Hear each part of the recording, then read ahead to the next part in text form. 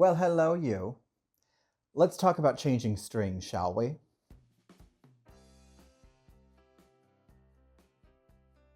So welcome to my cluttered office. Normally this is behind the camera, but today for this video it's going to be easier for me to show you things like this. So you get to see my piles. Aren't they wonderful? Sometimes you just have to accept certain things about yourself, and one of those things is that you are just a cluttered person who lives with piles.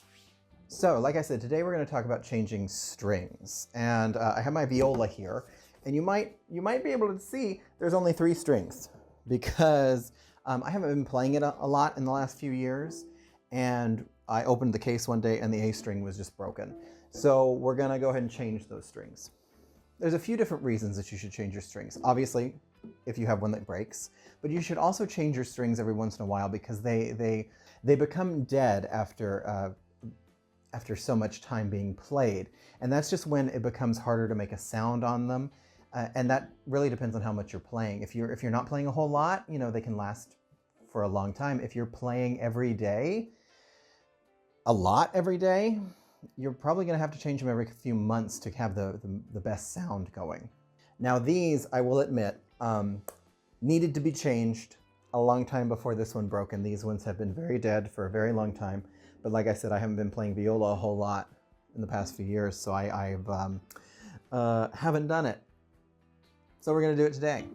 So there's a couple of rules for any time you're going to work with the pegs or do any sort of changing of strings. First off, if you don't know this already, do not take all of them off at once. You want to do one string at a time, because the entire thing of this instrument is that it is held together by the strings pushing down on the bridge, which pushes down on the top, which cements the sound post in here, okay? And so the sound post is what allows it to resonate and allows the sound to happen, obviously, sound post.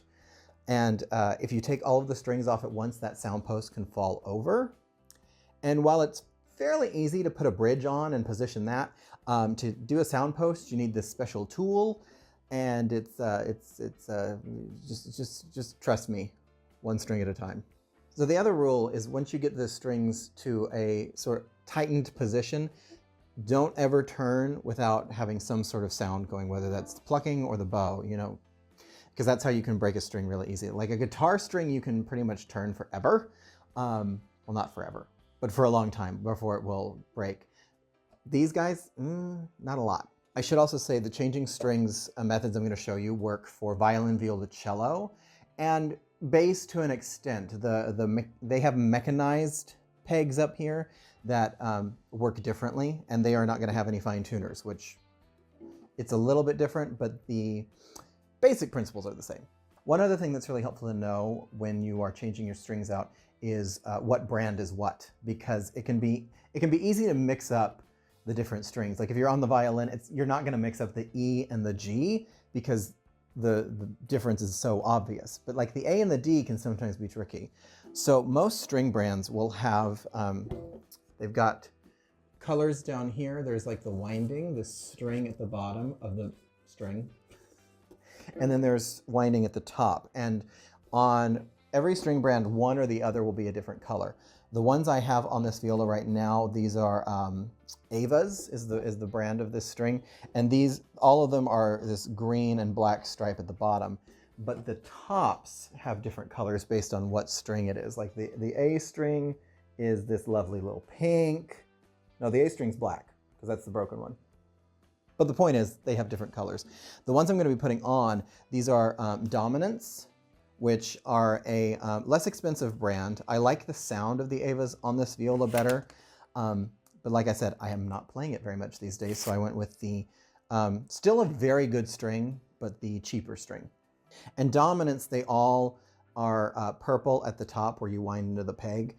And then this is, I know this is an A string because it's blue down here by the ball end.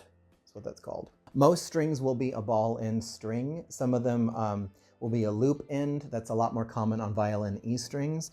And that's for if you have a fine tuner that has a little hook on it rather than a spot for that for the ball to go into. Let's change some strings, shall we? So obviously, like I have a broken string on here already. So we're just gonna have to, and it broke right in the middle. So the old one is up there. We just gotta get in here and find, yep, I've seen strings break, you know, in all sorts of different spots. Some of them kind of break up in the peg box, which is kind of annoying. The first time I ever had a string break on me, it was, I was playing my violin and that ball end at the fine tuner popped off and hit me in the face. So that was fun. So there's the, that was what was wound into the peg for the A string there. Let me make sure I'm remembering the color right. Yeah, this is the A, okay.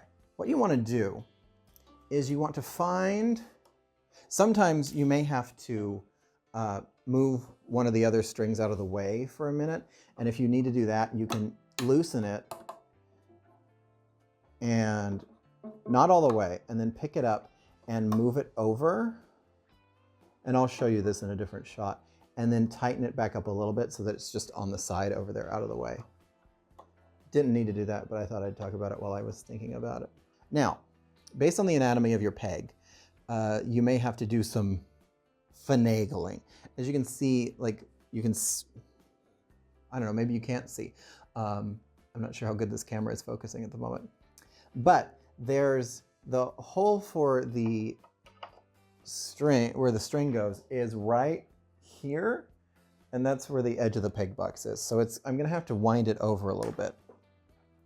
So you can pull the peg out a smidge and then line it up and insert your string. And I always like to see a little bit of it sticking out the other side if I can. And then you start winding. And a little trick, once you get it wrapped around once or twice, you want to keep tension on it as you start winding it up. And we're going to go just a little bit. We're going to let it be loose here for a minute. Till about there. And now we're going to get it into the, well, no, let's go a little bit further. Usually until you get the wound part of the string just at the edge of the fingerboard is where you want to go here. And then you can grab here and just hold there, and so that this part is kind of loosey-goosey. And so then we're going to come down here and we're going to hook that end to the fine tuner and then pull up to keep the tension on both ends and turn on the computer so we have a monitor. Oh, another thing that's really good to do here, a little trick I learned from a longtime string teacher, is take a pencil and rub a little bit of lead in the groove up at the nut. I do it on the fingerboard too, or on the bridge too. I don't think it's as necessary on the bridge, but that just kind of helps like lubricate the string so that it's not cutting in as bad. Make sure you're in the groove on the bridge, and then you just, I just go until it's tight. Don't even worry about tuning at this point, because wait until you have all 4 strings in there. What I will do is I will wind the string until it goes toward the edge of the peg box, and I get the winding up against the side, because that will help the string grip. That's really good to do if you have looser pegs. And so now I have an A string on here, and we're gonna swap the camera around, and I'm gonna show you a different angle. And this is why people have GoPros and things. Okay, so here's the peg box, and so you can see what I mean about winding the string to the edge, like especially down here with the C right here. It's wound right up against that peg box, and that just helps the string hold and keep its tuning. If you have very tight pegs, you may not need to do that. You may not want to do that. And if you have pegs that are too tight, when you're changing your strings, you do want to do some like some peg dope, some peg compound, or they have peg drops you can get, or even like I've known public school teachers who will use like lava soap to help with that sort of thing. You know, it's always a good thing to do. So now, so I've got the A on. I've got the A on here. I'm gonna go for the D string. Again, we're on a viola, so that's that top one up here. Because this one is can be the pain in the butt because it's up in that peg box. So we're just gonna unwind, unwinding, and take that out. Take that out down here. We're gonna talk about the tailpiece here in a second. Okay, so here's what I meant on the A string. So see, there's the hole where you insert the string, and sometimes that can be really far. Like here, I don't know how well you can see that. It's not super close. Focus. So you can kind of see it in there. It's more toward this side of the peg box than this side. So I'm gonna have to wind it over just a little bit. And so we're gonna do, hello forehead, hello receding hairline. All right, yeah, that's fine, that's cool, great.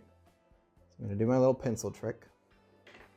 So like I said, this tends to be the hard one to do because it's up there.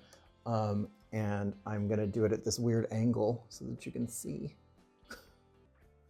So what you do here is you insert like that, and I like to have a little bit sticking out. And then when you turn it, it will bend it, and then it will bend the string at an angle. Actually, if I show you one of the old ones. So that's the A that was on my viola, and you can see how bent that is, right? So that I do to make sure that it grips and isn't gonna slip out and unwind itself as I'm putting the new string on. Back to here. We'll see how Cloverfield this is when I edit it together. Okay, so we're gonna, yep. This pig's always a pain. Okay, got it, yep, nope, yep, nope, yep, almost. Aha! Okay, we got it. Oh, that was rough. Okay. And yep. Okay, and turn. And so now I'm gonna try to keep this steady and at an angle where you can kind of see what I'm doing. So I'm holding it to where it's moving toward the peg box, toward the edge. You may have to finagle a little bit. Yeah, right about there. And now I'm going to attach to the fingerboard, or not the fingerboard. What's that called? The tailpiece. You know, I've only been playing these instruments for most of my life, and I still forget what they're called, what parts of them are called sometimes. Okay, yeah, yep, there we go. I'm going to have to rewind that when I'm not doing it to camera, but that's the gist. So for the next string, we're going to stay down here. We're going to talk about the tailpiece. So you can see the difference in the brands here. So here's the two old ones, and here's the two new ones. So they've got the different coloring. As you can see, I've got fine tuners on two of my strings. I've got one on the A. This viola didn't come with, I changed out these fine tuners. This viola had a hook fine tuner on the A string, which I found odd because I had a hard time finding loop end A strings for the viola, so I changed it out. And then my C string is always just a little out of tune, and I was tired of doing the peg for just a little bit out of tune, so I went ahead and slapped a fine tuner on it, which is not hard to do, especially considering depending on the kind of fine tuners you can get. But I don't have a fine tuner on the G or the D, right? So you just slip it in there and position it so that the ball is kind of grappling hooked in there so that it doesn't just pop out. And I don't know if I can get a good angle. Okay, you kind of can. Not really. There's no good angle. There's no good angle for that. But I'll show you what it's like when we take the G off here. Again, this would be a lot more helpful if I was not a one-man production. Okay, so here's the G. Okay, so see, it's just slid up in there, and you just, see, I did a good job putting these ones on. So see how it, I don't know if you can tell, but when it comes out, the ball is sideways, because I turn it to make sure that it connects and grips, you see. Now I can't get it out. I'm going to show you the winding again here for the G, because I feel like that'll be an easier thing to see. Okay, so once again winding, so there's the hole I need. Here's our string. God, this is an awkward angle to do this at. And give it a turn or two. Keep it taut. Okay, so now I'm in there, and I'm gonna, it might be easier to see if it was a different color than purple. Or if my light was a little bit different, but oh well. And we just kind of pull toward the side and get right up against that edge. And now we'll go back to the tail piece and I'll show you what's going on down there. So I currently have a death grip on the string at the top so that it doesn't come all unwound on the peg. And so I'm just gonna take that ball end. We're gonna try to keep everything in focus. Apologies if the cinematography is off, but the information is good. So we take that, we put that in there like so, and just shimmy it on up into there, and then we just pull to make it nice and happy.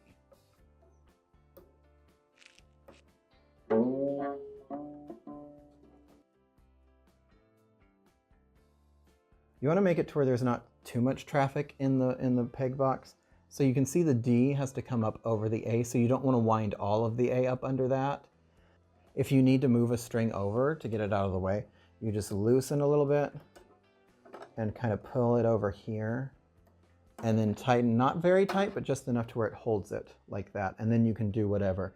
Like I often have to do that with G when I'm putting the C string on this guy. I don't know how well you can see it. But the ball end on the fine tuner, I like to have kind of twisted a little bit. That's fine, like it's straight up against it. That's fine. But I like to turn it just a little bit for my own sanity. There's a couple of other little maintenance things you can do when you're changing your strings. One is to make sure that your bridge is set. It's always a good thing to do, especially toward the end of the process. So you want to make sure it's at the right position as far as this direction goes, and at the right angle like this way. So you can find on the F holes where the little point is, and so that is where you line the feet up as far as this way goes. Here you get the bridge flat, and you can see that this one is like it's pretty much straight up and down, and you don't really want pretty much straight up and down. You want leaning back just a little bit. I always put it a little bit further backwards than I normally would, because as you tune the instrument, the strings are going to pull it forward a little bit. And as such, I'm going to do a whole other video on tuning, but just quick little things. When you tune it, when you bring this up to tune after you put the new strings on, don't go straight across one way or the other, because then it's going to pull the bridge unevenly. I like to go this string, that string, this string, that string, right? If you're on a violin, E, G, A, D. If you're on a cello or a viola, A, C, D, G, right? And bass, like I said, is slightly different, but G, E, D, A. See, I know the bass. It's also a good time to make sure that the fine tuners are not like screwed all the way in. So I always, and this was taught to me by my middle school orchestra teacher. He always said, go until you feel the screw sort of like disengage. And on some fine tuners that it's actually going to come out. But go until you like, yep, that one definitely just came out a little bit. And then go like 2 full turns in. That way if you get up there and you need to lower the string a little bit, you can do that. These guys, it's really easy to see how high or low the fine tuner actually is. Some of them it isn't. Like you have the smaller instruments that are like the fine tuners are built in to the tailpiece, and not a huge fan of those. Also a good time, like I said, at some point to, if you need to, put some peg dope or some peg compound or some peg drops on the pegs themselves. Good time to maybe if you have super tight pegs, sand them a little bit, although that might be better left to a professional. Yeah, little things like that. This does tend to be more of a violin-y thingy. For E strings especially, because it is so thin, it often over time will cut through the bridge. So if you get an E string and it has a little plastic little cylinder thingy going up and down it, that goes right there on the bridge. This bridge has a little bit of, I think it's a parchment that the maker, the violin shop where I got this, Robertson & Sons in Albuquerque, New Mexico. They are fantastic. Got both of my instruments there. They're wonderful. It has a little bit of, I think it's a parchment that they put on the bridge itself to do that same protective job. Now, once you change your strings, they are going to stretch over time, so don't expect your instrument to stay in tune for the next couple of days. You want to, I like to tune it up slowly. I like to get the strings to where they're an octave below the pitch and then take all of them up to a fifth under the pitch and then a third, a step, and then get them. I don't like to go all the way up to the pitch right away because, like I said, they're gonna stretch, and I think it's gentler on the string itself. But once you do get them to pitch, play a little bit, do some easy scales or whatever, but don't.